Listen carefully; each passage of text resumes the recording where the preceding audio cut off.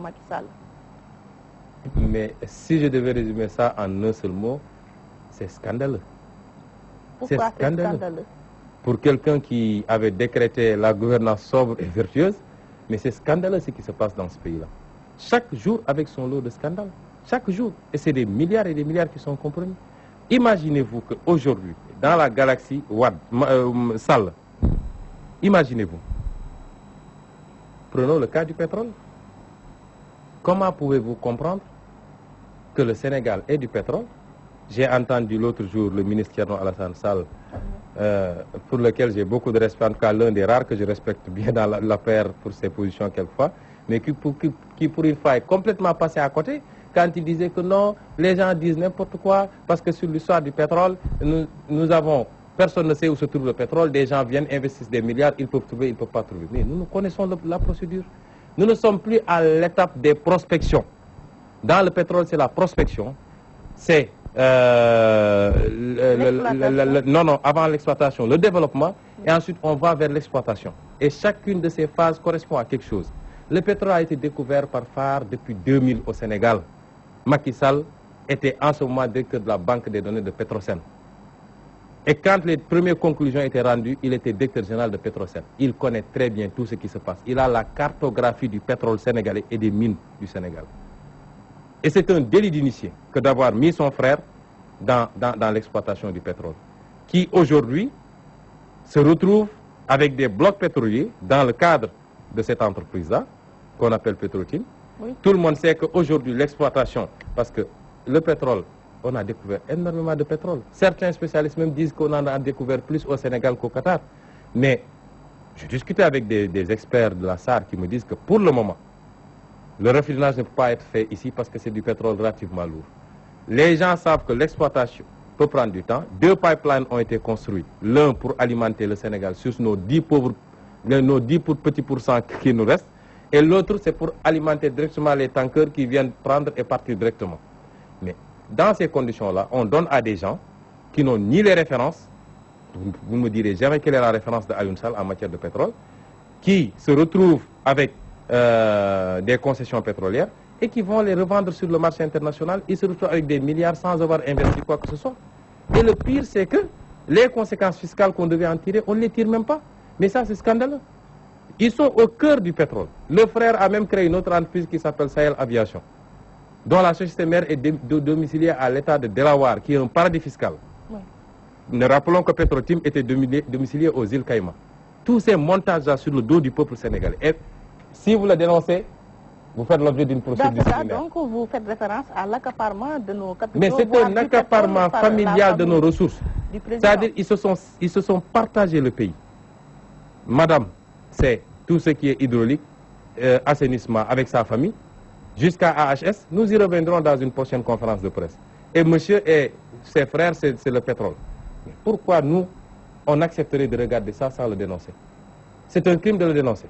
Si on dit si on diffame, ils n'ont qu'à porter plainte. Vous n'avez jamais entendu jusqu'à présent Aliou Sall nous répondre sur ces questions depuis qu'on a commencé à en parler. J'ai témoigné sur ça au niveau de l'OFNAC. Et vous m'aviez dit tantôt quelle est l'origine du Kourou. Voilà un des éléments. C'est ça qui a valu à Nafingom Keïta son limogeage. C'est ça qui vaut à Ousmane Sonko une procédure disciplinaire. Et avec d'autres questions. Le fait qu'on ait découvert, le deal familial, ça ne passe pas. Et on a un président qui pique des colères et qui appelle des ministres pour le dire je ne veux plus qu'il soit ministre. C'est comme ça que ça se passe. Je ne veux plus qu'il soit fonctionnaire. Débrouillez-vous. Et après, les pauvres, Viviane Bampassi, qui est quand même ma promotionnaire à l'ENA, on se connaît très bien. Je sais que ce n'est pas de gaieté de cœur. Le directeur de la fonction publique qui a signé l'affaire, je le connais très bien. Je sais l'estime qu'il me porte. Et je sais qu'ils ont été contraints à faire. Mais si j'avais violé une quelconque règle dans le cadre de ma profession, je vous dis que ça serait partie de mon directeur immédiat qui peut faire un rapport circonstancié sur l'exercice de ma profession et qui ne vous dira jamais qu'il n'est pas satisfait de mon travail. Si on comprend bien, on a affaire à une dynastie dans la gestion du pouvoir. Oui, mais c'est une tentative. Le président Macky Sall se trompe s'il pense qu'il peut. Il se trompe de peuple, il se trompe d'époque. S'il pense qu'il peut faire main basse sur ce pays et fonctionner sur la base des intimidations. Tantôt c'est la CRI, Tantôt, il était le premier à devoir répondre à la télé. Et il répondra d'ailleurs, parce que son mandat prendra fin. Parce que qui était Macky Sall en 2001 et qui est Macky Sall en 2008, il faut qu'on réponde à ces questions-là. Mais s'il pense que c'est par l'intimidation qu'il peut gouverner ce pays-là, le message que je lui ai envoyé tantôt, je le réitère, oui. Il nous inspire tout sauf la peur. Et nous continuerons à faire de la politique conformément à ce que nous sommes en train de faire. Ce n'est pas pour rien que tous ceux qui ont tenté la... Il incarne nos institutions. Mais ça, ce n'est pas une raison pour qu'on ne regarde pas comment justement il incarne ces institutions-là. Nous sommes en démocratie. Nous ne lui avons pas donné un chèque blanc pour qu'il fasse ce qu'il veut dans ce pays. Et c'est pour ça qu'il est important d'avoir une opposition, à mon avis, et des contrepoids oui. Dans la société civile et un peu partout. Avant lui, d'autres sont passés, et des Sénégalais ont pris leur courage pour mettre à nu les pratiques, et ce qui a valu leur départ. Il passera par le même chemin. Dans ce cadre, aviez-vous bien saisi ses mises en garde quand il disait aux opposants, méfiez-vous du lion qui dort, ne le réveillez pas? Vous savez, nous, on est des êtres humains, on n'est pas des lions ni des hyènes. Ce langage de jungle ne nous intéresse pas. Un président de la République qui s'adresse à son peuple et qui donne l'image d'un lion, je ne sais pas, et ça renvoie d'ailleurs. Il y a une mégalomanie. Vous voyez cette profusion de photos un peu partout. Quand c'est des bus qui arrivent, on imprime 1000 photos du président Macky Sall. Quand c'est des... Si on devait inaugurer des toilettes publiques, il ferait des photos. Il faut analyser l'homme. Et comment pouvez-vous mettre, quand le président Macky Sall parle à son peuple, excusez-moi du terme, mais c'est avec une arrogance que rien n'explique. Rien. C'est des menaces. Il peut le faire avec son parti. J'ai vu aujourd'hui, il menace les gens de son parti. Il peut le faire, si eux, ils acceptent. Mais nous ne sommes pas ces sujets. Il ne peut pas nous menacer. Et quand le président Macky Sall va inaugurer un ouvrage public, financé avec nos deniers, mais qu'il enfile l'habit du président de parti pour menacer son opposition, et qu'il se fait rabrouiller, battre sur son propre terrain par cette opposition-là, il n'y a pas de quoi... avant lui, qu'est-ce qu'Ablaïd n'a pas entendu ici? Les gens ont même mis un cercueil pour dire Ablaïd est mort. Abdou Diouf, n'a-t-on pas dit Monsieur Forage, Madame Moulin, avec toute autre chose? Est-ce que c'est pour autant qu'ils ont radié des gens ici? Les Landing Savané et autres, ils étaient là, fonctionnaires au ministère des Finances. Ouais. Ils faisaient leur activité politique. Mais cet homme pense qu'il peut intimider les Sénégalais par la dictature. Et ça ne passera pas.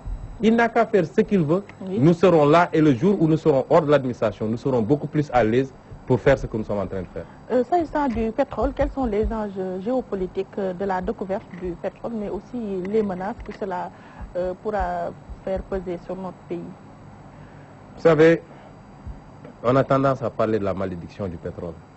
En tout cas, moi, je ne suis pas tout à fait rassuré, surtout avec le président que nous avons, par rapport à la découverte de ce pétrole. Vous avez remarqué que subitement, le Sénégal est devenu un grand enjeu pour les États-Unis. Pendant longtemps, le Sénégal ne comptait pour les États-Unis qu'en termes d'exemple démocratique en Afrique. Maintenant, on nous dit qu'il nous faut des bases militaires, etc. Parce que tout le pétrole va quasiment à des compagnies américaines. Oui.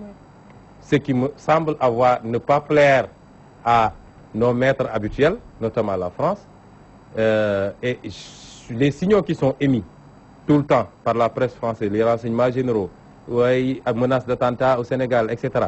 Je ne les déconnecte pas de cela. Parce qu'aujourd'hui, oui. À chaque fois que certaines puissances ont senti qu'elles étaient en train de perdre leur précaré, ce qui s'est passé au Nord Mali et dans beaucoup d'autres zones, il y a eu des stabilisations pour démontrer que vous avez encore besoin de nous. Donc vous craignez et quand l'Amérique débarque au Sénégal, ce qui l'intéresse, c'est de sécuriser également ces plateformes pétrolières. C'est pourquoi elle demande une île, peut-être l'île aux serpents, pour pouvoir sécuriser. Donc tout cela nécessite que la gestion du pétrole soit transparente. Qu'est-ce qui les empêche aujourd'hui de publier les contrats de partage et de production?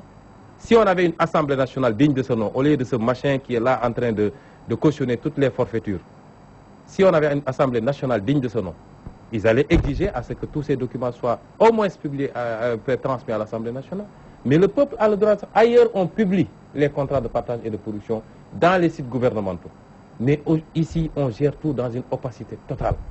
Et c'est là où je ne suis pas rassuré, oui. Surtout avec les gouvernants que nous avons par rapport au pétrole. Je ne le souhaite pas, oui. Mais je crois que le Sénégal n'est pas totalement en sécurité aujourd'hui avec cette découverte du pétrole. En parlant, la justice est-elle complice avec ces agissements du pouvoir? Ben, vous savez, quand on parle de justice, la justice elle-même a répondu. Parce qu'il y a guère longtemps, la justice a posé la problématique de l'indépendance de la magistrature. Et nous savons que l'indépendance de la magistrature, ce n'est pas par rapport à vous et moi. Nous n'avons aucun impact sur le déroulement des procédures, mais c'est par rapport à l'exécutif. Donc, évidemment, parler de la justice dans sa globalité, je ne ferai pas l'erreur que beaucoup de Sénégalais font. Partout où vous allez, vous trouverez des gens intègres, sérieux, compétents, qui veulent faire le travail correctement et qui souvent sont mis en marge.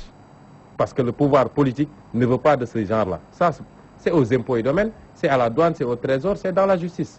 Donc je ne peux pas mettre tout le monde dans le même panier. Mais ce qui est constant, c'est qu'une certaine justice, une certaine magistrature, certains magistrats sont des complices du système et valident toutes les forfaitures du système. Et ça, tout le monde le sait dans ce pays, y compris